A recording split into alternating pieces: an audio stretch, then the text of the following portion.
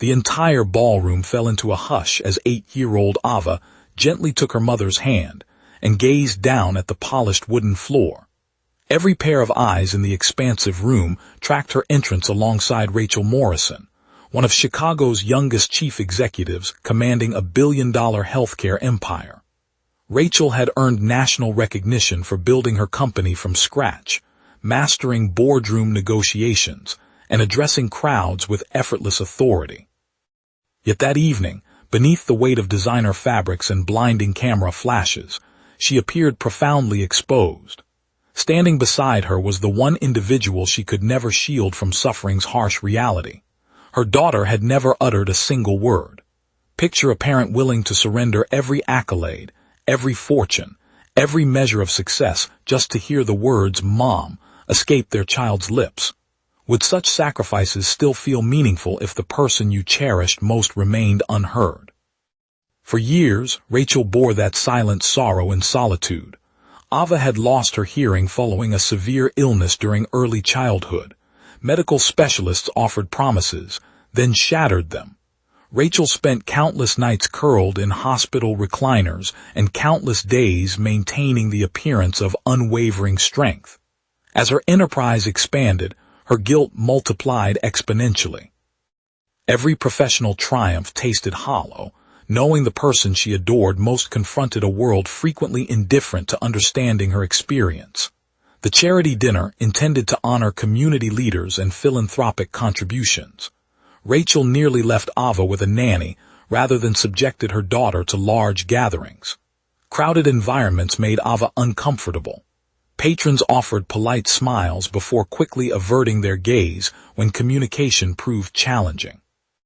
Ava had become accustomed to occupying the quiet role in bustling rooms. Still, something compelled Rachel to bring her daughter. Perhaps fatigue with concealing her child from a society yearning to embrace compassion drove her decision.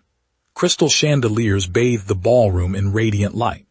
Affluent donors clinked expensive wine glasses, while business moguls exchanged contact information and handshakes.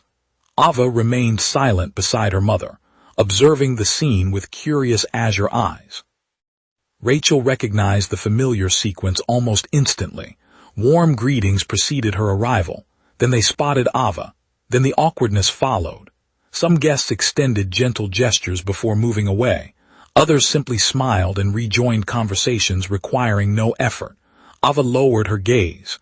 Rachel's heart fractured further with each occurrence. Across the room stood Michael Carter.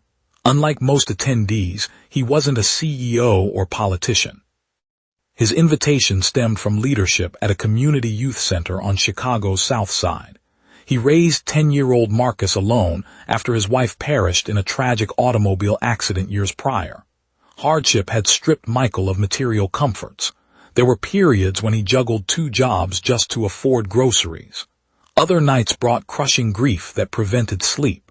Yet adversity bestowed upon him a gift many affluent individuals lacked. It granted him profound insight into others' struggles. While conversations hummed around him, Michael observed the diminutive girl sitting quietly beside the renowned CEO. He perceived the isolation in her expression. He recognized how she observed rather than participated. And he noticed another detail: the way her fingers occasionally gestured during communication with her mother. A recollection awakened within him. Long ago, Michael's departed spouse taught American Sign Language at a school for the deaf. He learned it merely to support her dedication. He never anticipated its significance years hence. As dinner progressed, Rachel excused herself momentarily to consult event coordinators near the stage. Ava sat alone briefly. Most patrons remained oblivious. Michael perceived her loneliness.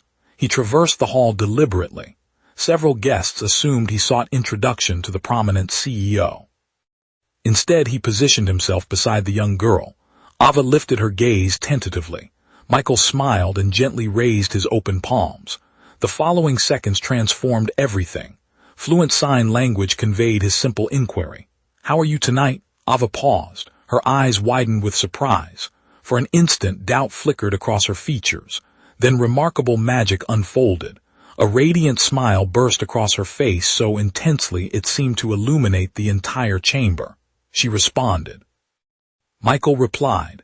Suddenly, the mute child who'd spent the evening isolated became a child once more. Her hands fluttered excitedly. She discussed cherished books. She shared details about her artwork.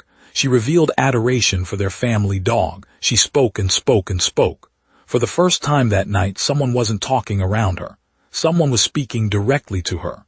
Rachel turned from across the room and witnessed her daughter laughing, truly laughing. The vision halted her completely. Confusion clouded her vision for a moment. Then she observed Michael's hand movements. Tears surged into her eyes immediately. The surrounding world vanished. Business transactions, investment opportunities, accolades, flashing cameras, all dissolved. All she perceived was her daughter finally feeling included. Rachel silently returned to their table and observed. Ava remained unaware of her mother's presence. She was absorbed in storytelling with her newfound companion. And this unnoticed reunion intensified Rachel's tears. Years of exhaustion, remorse, and fear overwhelmed her suddenly. She'd invested tremendous energy attempting to integrate Ava into the hearing realm, forgetting how potent it became when the world simply met Ava at her own level. Throughout the remainder of the evening, Michael stayed close to her daughter. Attendees began taking notice. Dialogue slowed. Spectators observed the heartwarming interaction unfolding before them. Many had never encountered sign language previously. Curiosity gradually transformed into something more substantial. Understanding. They realized the child had never lacked a voice. Society had simply failed to listen. Eventually, Michael confided in Rachel about his experiences. He revealed his widow's passing, raising Marcus independently, and the arduous years that followed. Rachel disclosed her challenges as a mother juggling insurmountable obligations. Neither anticipated sharing such personal struggles, yet suffering possesses an uncanny ability to recognize itself. By night's conclusion, they felt less like strangers and more like two souls who'd weathered storms beyond others' comprehension. Before departing, Ava pressed her palm against Michael's shoulder. She signed something that brought tears to his eyes. Rachel inquired about her daughter's message. Michael nodded softly. Ava declared this was the first formal dinner where she felt seen. Rachel could no longer suppress her sobs. During the drive home, Ava rested her forehead against the car window, displaying the tranquility of a spirit whose heart felt significantly lighter. Rachel glanced at her daughter through the rearview mirror. Years of praying for miracles had consumed her imagination. She envisioned divine intervention arriving through physicians, treatments, or medical breakthroughs. Instead, salvation manifested through simple kindness. One individual, one conversation.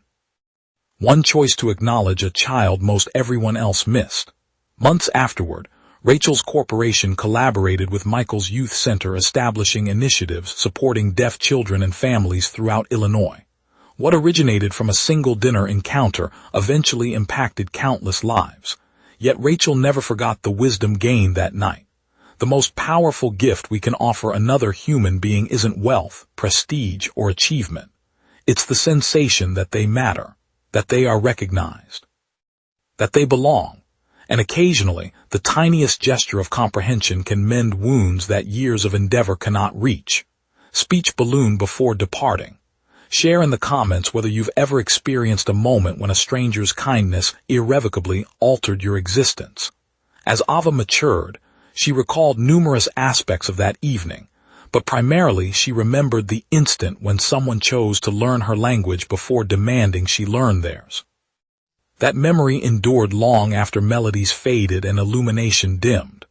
Should this story resonate with your heart, kindly like, comment, share, and subscribe so additional individuals may be reminded of kindness's transformative power, the importance of inclusion, and the promise of renewed opportunities.